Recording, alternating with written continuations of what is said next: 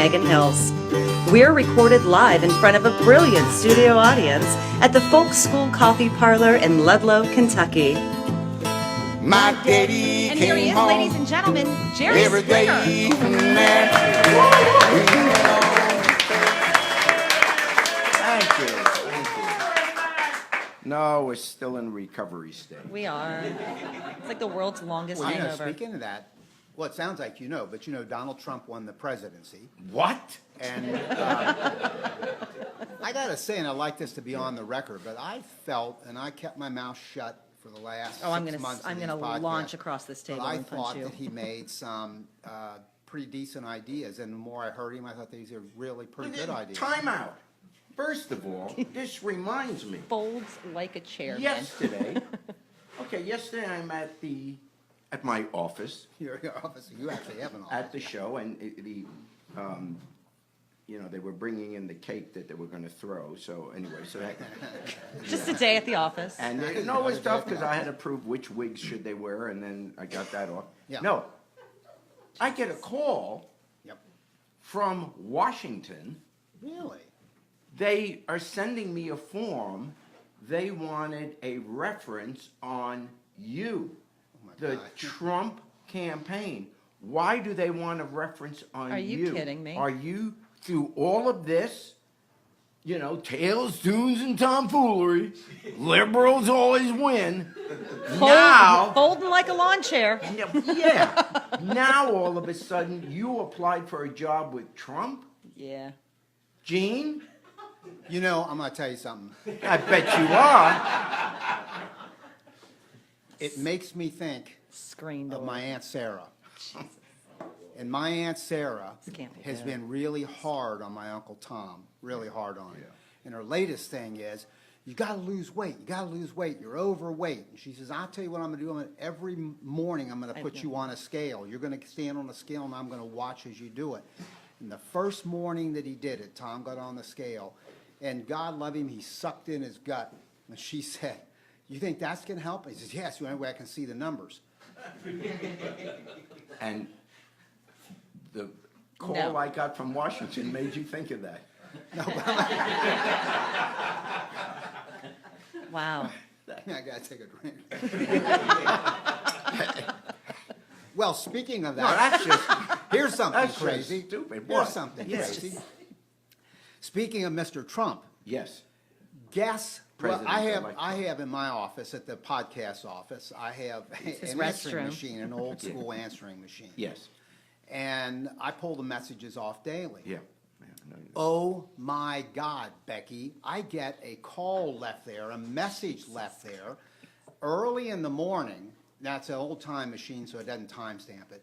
But it's early in the morning from Melania Trump. Shut up. Yes. You serious? did. Apparently, Wow. you met her somewhere along the way. Maybe when you were with Trump and doing some of the work you've done. Do The you Miss recall Universe meeting pageant.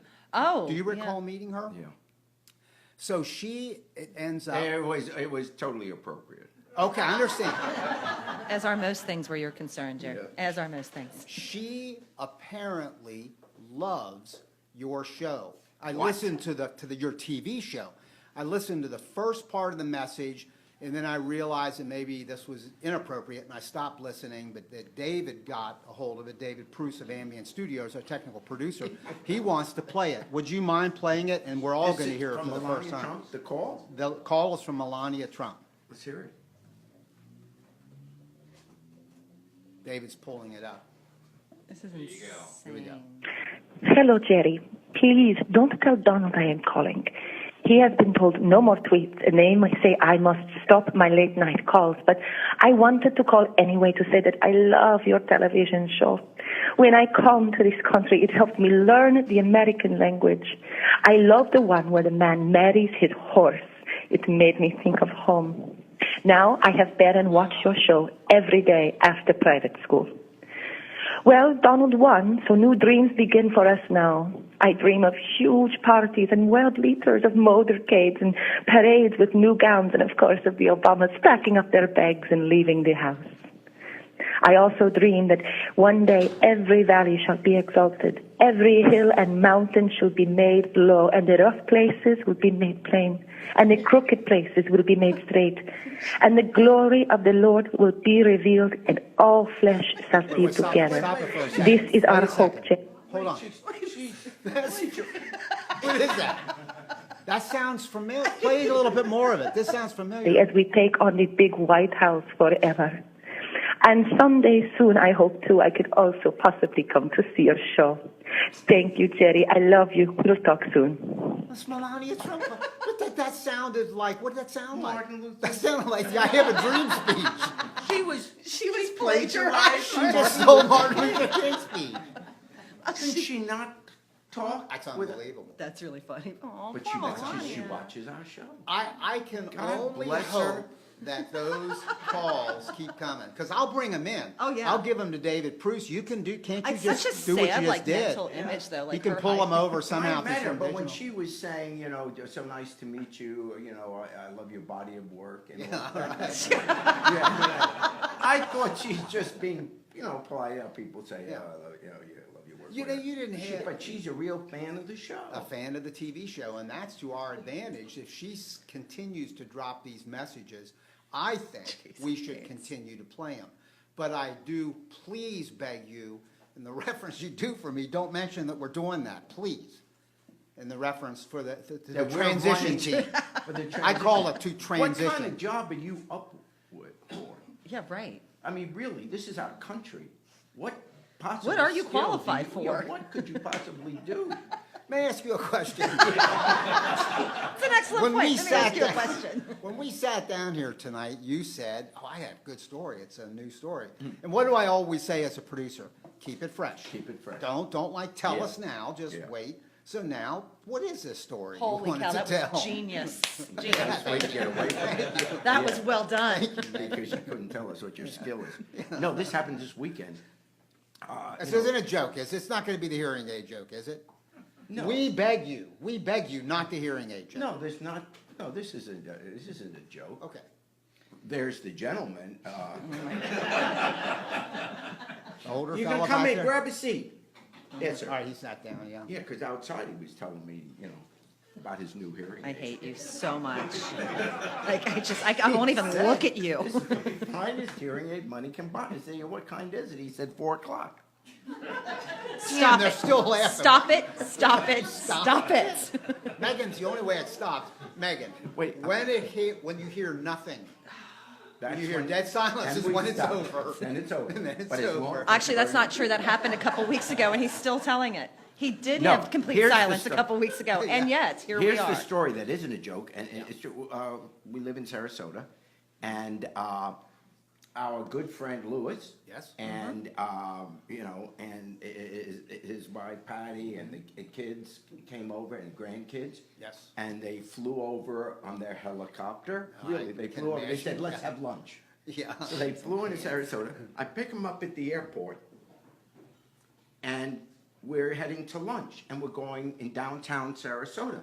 And suddenly, there's this huge crowd coming towards us on the road. There's a demonstration, and just as the parade is turning, the police stop me to let the marchers go by, and of course, it's protesting Obama.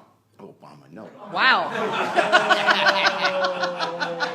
Good Dear thing- Lord. Good thing Peach isn't here. Forgive me, for I have sinned.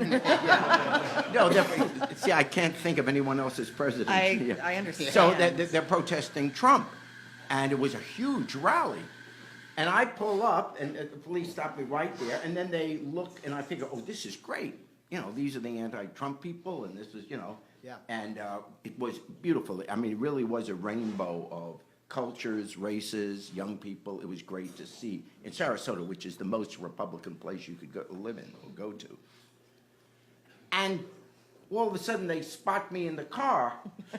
And remember, years ago, we were in New York, and it was when there was a demonstration protesting the war in Iraq. I do remember. And we were walking on the street, and they spot me, and they Yep. start chanting, "Jerry's against the war." Yeah. Jerry's Yeah. against the war. And we joined that protest We and did. walked for blocks.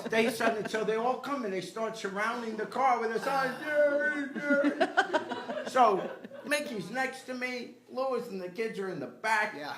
You know, and so I opened the door. Here's the problem: it's a Bentley. Yeah. Yeah. Not exactly good optics. Not as we good say. optics. Yeah. And the press, the media was there. Oh, so dear. they all come with their cameras and they hand me the bullhorn. Oh, no. No I'm kidding. serious. This Now, is great, this is not a Jerry. joke. This is a good story. Oh yeah, and so I get out, you know, and then I just give a short talk about, you know, keep doing what you're doing, and God we bless still have influence to make sure, you know, the president has the power, but we have the power in terms of how we get along with each other, the different races, religions. We are not going to be the kind of country he described. Right. Yeah, You know, good point, Jerry. That's yeah, exactly and that was right. the point. I said that's in our power, so we got to reach out. You know, visit other communities. You know, maybe next Sunday go to another church. You know, let's start integrating our own lives, because so many of us, you know, live in our cocoons. Even those of us who are liberal, you know, but we don't really reach out and try to. And so basically, that's what I was saying. But it was just so weird. And then I, of course, got back in my Bentley, and Real man of the people. and they parted. It was like the parting of the seas, and they let me go through, and they're cheering. Oh, that's awesome. Limousine liberal. I love it. Exactly. Limousine liberal. A Bentley liberal. Lewis was the first person I ever heard say that. That's a good one. Limousine liberal. I like that. It is hilarious. Hey, Megan, have you ever written a book? Have I ever written a book? Yes. No. I Okay, have written nor a have I. short story. All right? And I've written some articles and Okay. had them published, but I've never written a book. No. People who write books, just the saying of book, I mean, it's like a whole It's a lot of thing, pages. lot of pages. Yeah. Very impressive. Yeah. Our, well, let's be respectful here, our boss, Jerry Springer, He can't he even. can't handle that. Can't handle that. Don't say that. But our boss Our boss, Jerry. read him a book. Written him a book, Read huh? him a book. My mother always used to say, don't ever try to rise above your raisin. But Jerry hasn't worried about that, you know? So I've always been very careful not to rise above my You've raisin. done very well in following her advice. But You have never. no, but you read a book, and I'm going to get You it. did. I've ordered it. Amazon.com, and I purchased Ringmaster. it. It's The Ringmaster. the Ringmaster. It's differentiated Is that what it from says? Ringmaster, which is the movie. Yeah. This is called The Ringmaster. Yeah. You I didn't know don't the even that. movie was based on a book. I had no idea. No, they just couldn't think of two separate titles. Yes. Yeah, the movie was separate, which we had nothing to do with. I So wrote the book. when I get it, I'm actually going to read it, and I'm looking forward to it. But I'm impressed with that my friend wrote. It's a got book. pictures in it too. That's all right. Let me just ask you one question, because we want to talk about something a little more seriously, the popular vote in the race between Hillary Clinton and Donald Trump, my future boss. But I wanted to ask you this. How do you write a book? Yeah. How'd you do this? Yeah, like, damn. For real, though. How'd you do that? Actually, because it was 10 years ago, 15 years ago. For like 6 or 8 weeks, you just it's like having homework every night. I mean, you really do. But the part of the book that I wrote was autobiographical. Yep. It was my life so far. And then Laura Morton, who co-wrote it, she took the part of the book that was about our show, and then the television show, and then she went to interview the people that run the show, and it's all about the show with pictures, etc. Do you know Laura? Did you know Laura before this? Do you know her? No, she was Did you recommended. work with her much? No, she was recommended to me by the publisher. The publishers came and said, you know, because that's when the show really started to take off, and they said it'd be a good idea if you wrote a book about your show, etc. Well, I didn't want to write a book about the show. The show's so stupid. I didn't know what to. But I thought, you know, I could write a little autobiography, just, you know, in some effort to separate myself from the show. So, Is about half the book autobiographical? I think it is. Isn't Yeah, it? about half is. Okay. Yeah, and there's some there are some cool kind of stories there. Yeah, looking forward to reading it. Oh, it's unbelievable. And I know a lot of times Yeah. celebrities, Megan, will write books, and then because they're so fat rich anyway, they then donate the profits to charity. And I was always wondering why Jerry didn't donate Exactly. that money to you and me. Right? Oh, yeah. Yeah. Not a chance. Yeah. But I remember looking in the phone book in every city I went to for a guy named Pulitzer. Just so I could get him to write a little blurb or her to write a blurb on the back. That's good. I hate you. Hey, we've got Ben Knight coming up, who's going to do some music for us. We're looking forward to that. But I wanted to ask you something, Jerry. Yes, Donald Trump won the presidency, and that is the way it is. He won largely because he won 3 blue states, formerly blue states, Wisconsin, Michigan, and Pennsylvania. But it's been interesting in this last week, and you and I have been talking all week about this over the phone. Hillary Clinton might be crushing him in the popular vote. Do you have some comments on that? Yeah, and the reason it's important for several reasons, but the most important reason, I believe, is we cannot let this election be interpreted as America making a statement, because the American people did not make a statement they want Donald Trump. In fact, a majority of the people specifically did not want him to be president, and in the popular vote, when it's all counted, it looks like she'll beat him by over 2 million votes. That is the largest the largest victory over someone who actually got the presidency. In other words, there have been 4 times in our history.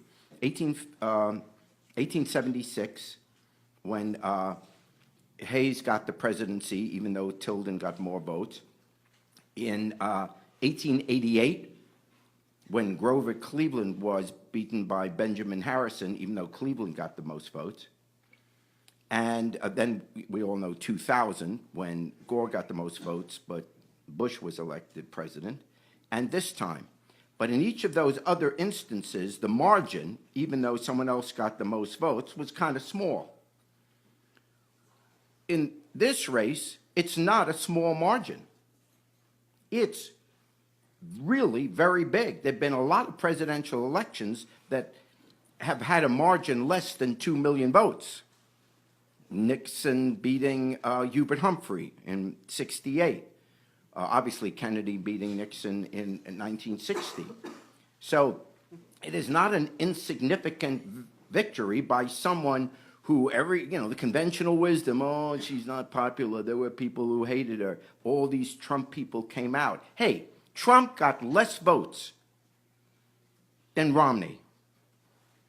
Can I say that again? He got 500,000 less votes than Romney. So let's not go around and say there was this huge surge, of Trumpians. He got a lot of votes, but certainly less than Romney, and 2 million less than Hillary, who admittedly wasn't the most charismatic of candidates. So that's the first thing. This is not a statement about America. And typical of the pundits, they go off an extreme in one way, and I forgive them for pundits for getting it wrong, because what can a pundit do other than look at all the polls? So if every poll says that Hillary was winning, that's what they followed. And so everybody got it wrong. But what they got it wrong, the polls were pretty accurate, actually, on the national vote. Nationwide vote, the poll said 3%. She's going to wind up having won by 2%. Okay? So all this talk about how the polls blew it, where the polls blew it are in individual states, because there were specific issues in Wisconsin, parts of Ohio. In other words, you could almost point to the actual issue, the actual loss of plant jobs or whatever, or coal mining jobs. You can actually look at that. But if you take away those specific issues in those few states that changed the electoral map, everywhere else, the polls were accurate, and the American people, in a significant way, with a non-charismatic candidate, beat Trump by 2 million votes. So that's the first thing. I haven't heard that when I'm listening and getting depressed listening to all, the pundits talk about this last election. So I don't think our reaction all of a sudden should, because we inevitably do that, the pendulum. Something happens this way, we go the extreme the other way. Okay, so that's the first thing. Now, many people who listen to our podcast do so in Great Britain. One, because you can get a podcast anywhere in the world, but also our podcast is run as a radio program on Saturday nights in London on talk radio. And people in other parts of the world, and in fact, forget that. People here in America, if you ask them, and people who work on my show, the people who work on my show are smart college kids. I mean, they're bright, but they don't know what the Electoral College is. If you went around and asked Americans, explain the Electoral College, they'd mumble a few lines. But why do we have the Electoral College? How has it worked out? How come we vote for people for president and the one who doesn't get the most votes isn't president?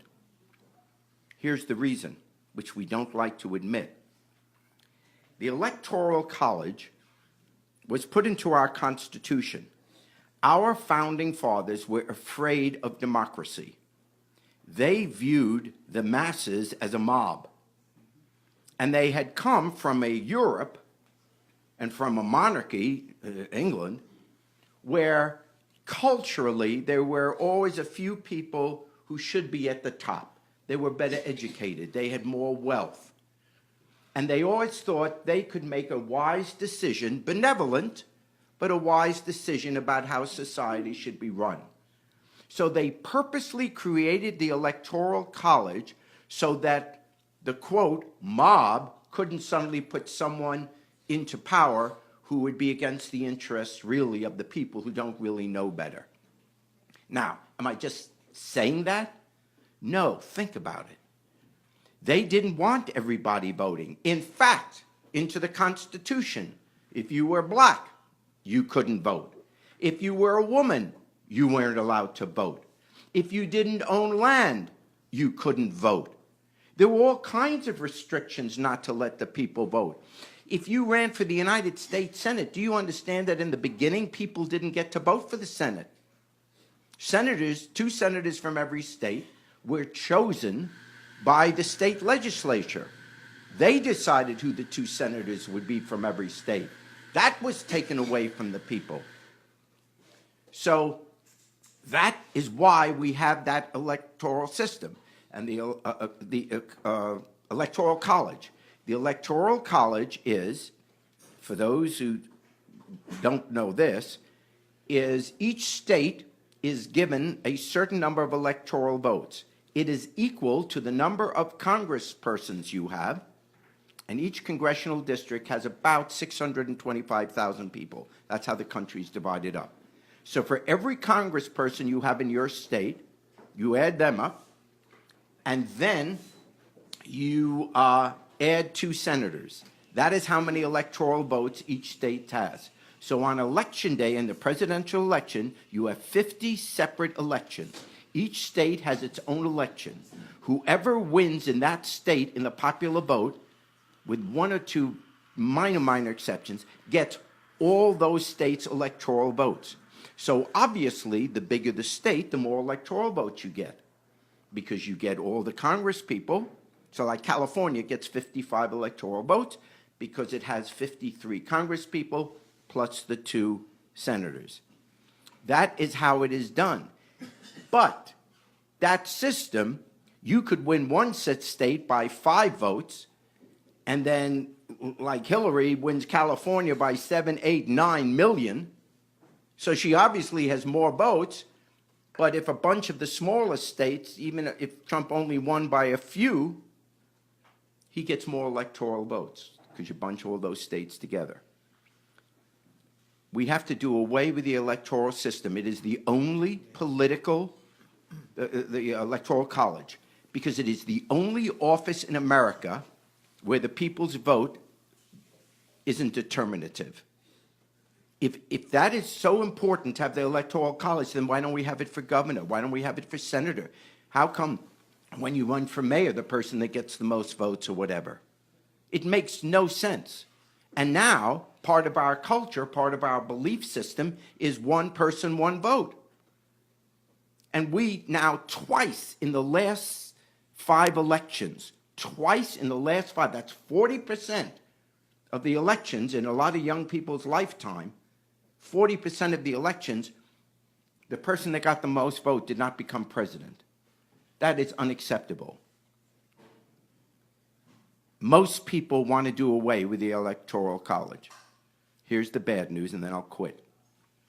The bad news is it's in the Constitution.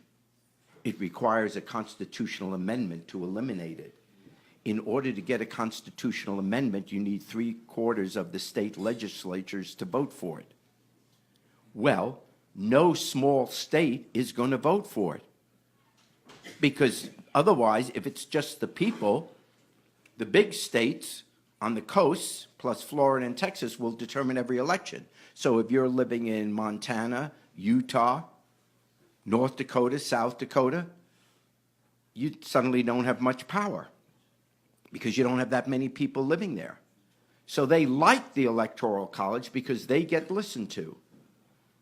There's also one other regressive thing about this. Each state gets 2 senators, 2 votes, which means that if you live in New York or California or Florida or Texas, your vote doesn't count so much. If you live in Montana, those few people that live in Montana, they get 2 United States senators. If you live in California with 10% of the population, you only get 2. So your vote doesn't mean very much. That has to be fixed. Sadly, I have no clue how you fix it because I can't imagine you're going to get at least 1/4 of the state legislatures to vote against the constitutional amendment because they like it just the way it is. It gives them more power than states like New York, California, Massachusetts, Pennsylvania, the big states. That's the problem we face, but it's an embarrassment to the rest of the world. We talk about democracy, and we have a system where the person that gets the most votes doesn't win. Hey, this is a really important issue. The small thing we can do, and I'll make sure this happens, is we'll put a box on our website, we'll frame, highlight a place, put it right next to, would you like to date Megan? Because that's up there. Thanks, Jane. She's deep into a relationship that I think is going to turn into a wedding, so with that, I'll come down anyway. Hey, nice going. But, look, there are petitions going around. I'll find the one that's the best one, the biggest, baddest one, and link over to it. We ought to start So we pushing can for sign this. it, yeah. Because, look, I think you're going to agree with this, Megan and Jerry. When this all happened in our Constitution many, many years ago, we were a different country with a different way of life. Today, with media, my God, I give Donald Trump credit to the end of the day for his brilliant use of Twitter. Brilliant use of Twitter to win a presidential national election. But the same is true with all of this digital communication. Who the hell cares where anybody lives? If you live in Montana, you get a vote. If you live in low population Alaska, you get a vote. The form of campaigning and communication today is totally different than the way it used to be. You'd come in on a train car and people would gather around. It doesn't matter where you live anymore. The arguments for the Electoral College, in my opinion, are over. And the way you win the constitutional amendment, and it's the only way it'll happen, is if there is enough pressure put on by enough people with huge numbers signing this and demonstrations and protests. We still may not win it, but we got to really go after this because it's just flat wrong. Last point, Donald Trump himself, he admitted it the other day, He was for doing argued away as with it. strongly as I am, more so, Yeah. of doing away with the Electoral College. Isn't it true that if Hillary had won, it reversed their exact position? it Let's would've- say Trump had won by 2 million votes and Hillary won the Electoral College. It's rigged. It's rigged. It's rigged. Absolutely 100% true, and I think he knows it. But this is politics, so people never admit their failings Yeah. or their tweeted it. losses. Yeah. Anyway, good point. Let's work on this. We really should work on this. It can be a long-term thing we can do and just keep Yeah. pecking away at it. Now, hey, let's bring in Ben Knight. This is exciting because Ben Knight is from Ludlow. He's been on our show before, and I have told Casey Campbell, who is our music coordinator, we continue to get new people coming through town. More people are asking to be on our podcast. We get submissions from out of town via the website. But heck yes, go back and grab somebody who's been on and beg them to come back on again. Ben Knight is an example. But we're going to hear a song from him, and then we're going to talk a little bit about the fact that he lives in this community, and yes, there is something going on in Ludlow. Ben, start us off with a song, though, would you? All right, thank you.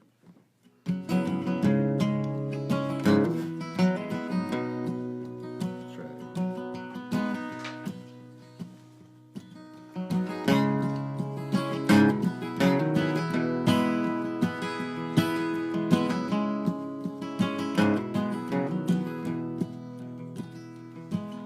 A beautiful woman holds up my house.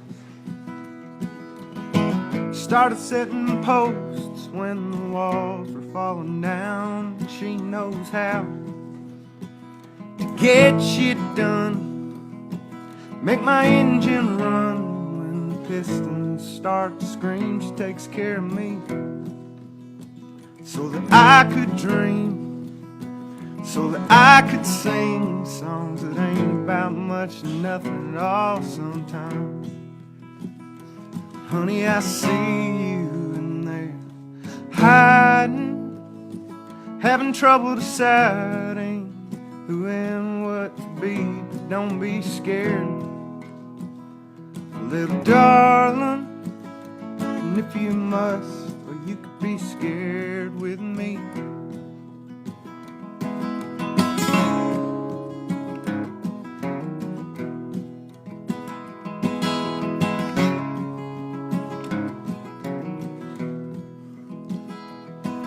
If the world turns south and everything stops, oh, the bottom drops, oh, we'll sit down in the rubble like a couple of babies with blocks and we'll talk it out. Oh, scream and shout, wanna cast your doubts aside, 'cause honey, you know you can count on me. And after we're dead and we meet again as Dulcet friends, well, this time around you could sit back and honey, I'll take you for a spin. 'Cause you know I see you in there, hiding, having trouble deciding who and what to be. But don't be scared, little darling. If you must, you could be scared of me. And if you must, you could be scared of me. Nice.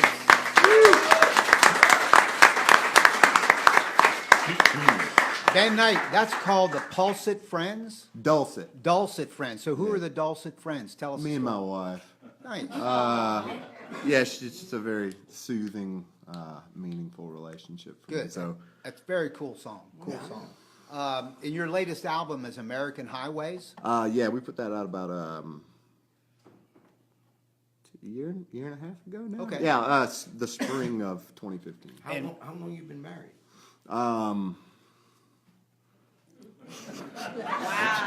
2 years. 2 years in September. Sounds like a good relationship. Yeah, you got it the right. days just fly by. Yeah. I'm just wondering why she called the show last week. Jerry. Hey, by the way, and you can hear Ben's music at facebook.com, obviously, /Ben Knight, Knight. And Ben, I was saying as you were getting set up, I live in Ludlow, and Megan lives not far, has lived in Ludlow a few years back. And we always talk about the Folk School Coffee Parlor being the fourth member of our crew, Yeah. of our on-air crew. And Ludlow is where the Folk School Coffee Parlor is, and you and I, because we've talked about this before as we hang out at this coffee shop, something's going on here. There are wonderful old timers who have always lived here, and they're staying here, and we love that. But there are some new people coming in. I call them the creative class. You would be an example. There are some folk singers moving in, and some artists, and some brewers and distillers. It's really a cool scene, isn't it? Yeah, I feel like since we started looking for houses about a year and a half ago, we came down here a few times, and there seems to be sort of a renaissance of sorts going on down here as far as it becoming an artistic community and an artisanal community, and it sounded like something we really wanted to be a part of. Yeah. You know, community building. And there's good housing here, too. I mean, there are some great bones houses here that you can get if you come in now, kind of at the early end. Yeah. You get deals, and once it's found and happened, then the prices are going to go way up. Certainly. And so, Yeah, this is a great community, and this coffee shop, this coffee parlor is great. Yeah. But there is a sign outside that says, please don't bring your own food in here. And what does Gene do? You came in, they have, honestly, they Like have such a great, jerk. they have great pastries here. Right. They have great kinds of coffees and teas and everything, and you come in bringing your own drink. You don't even read the sign. Yeah. How are these people gonna make a right there. living if you keep Come coming? on, y'all. It said, there's the sign, no outside food and drink. is Yeah. that right there? Come on, And you y'all. brought your No own outside. thing in. Well, this is a Nantucket nectar. These are really good. The orange Yeah. mango, Megan, you got to try it. No, I won't do that again. Yeah, My they're trying to make- weenie's they're been trying to whacked. make I a will not living. do that again, I promise. Hey, Ben, do a second song for us. Yeah. would you? Please. Certainly.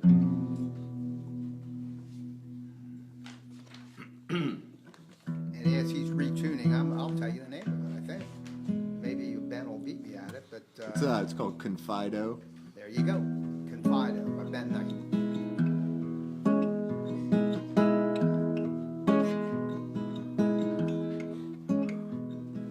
I woke up and rode to the doctor on a bike clearly built for two.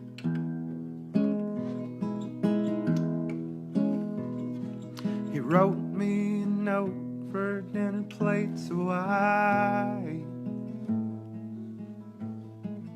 a picture of you.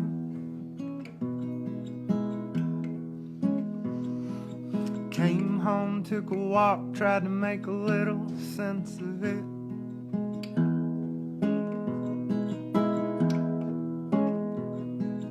Felt pretty swell since I left. Gets hard to tell if it's a side effect or the medicine.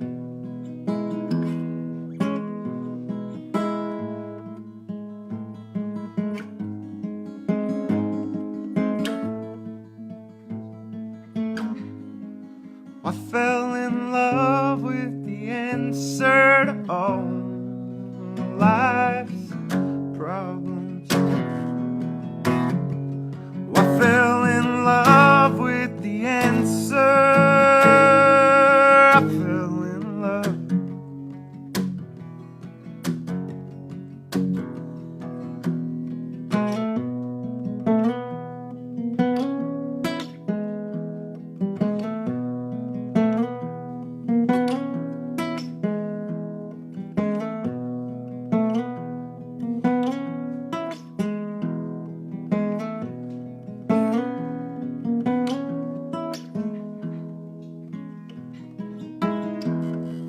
Been locked out of life for so long, I didn't know what to expect.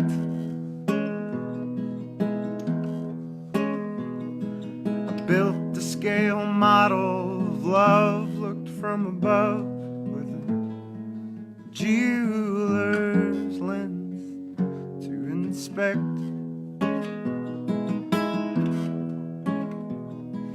Brand new car, an ant farm, golden ring, a box of old clothes, pillbox hat, and regret. So this history.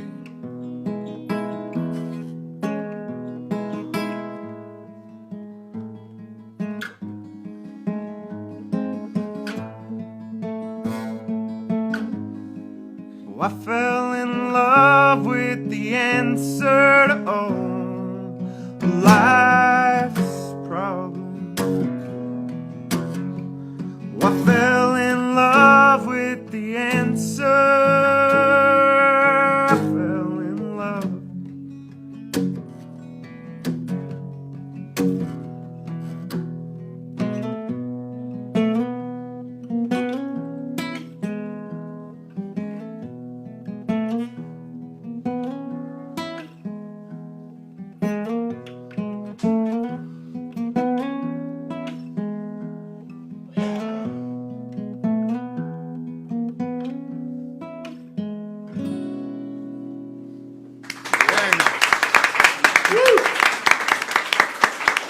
Ben Knight, latest album, American Highways, and you can hear him at facebook.com/Ben Knight. Ben, would you take us out I on shall, yeah. Irene Goodnight, and Jerry Springer will join you. Where are the words? The one and only. Yeah, it's funny. He can remember the joke, Isn't that? but sometimes you don't remember the words of the song. Well, because they're Change. Yeah, they, yeah.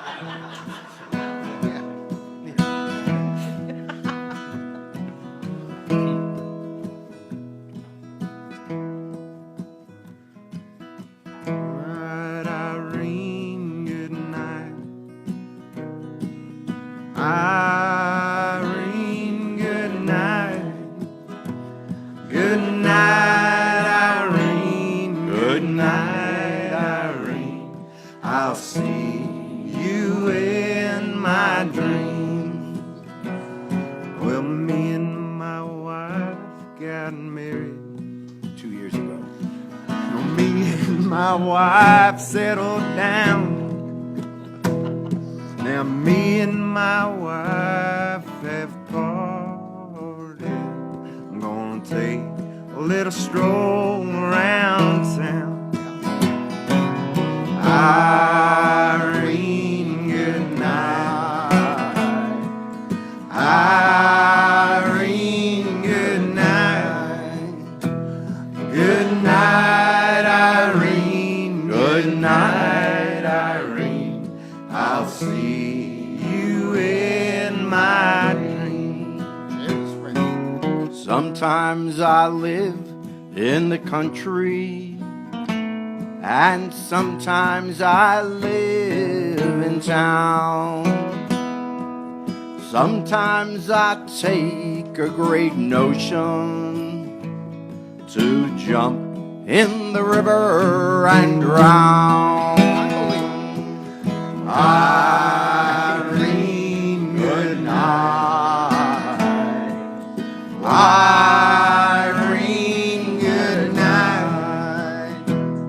Good night, Irene. Good night, Irene. I'll see you in my dreams. You all come back now, you hear?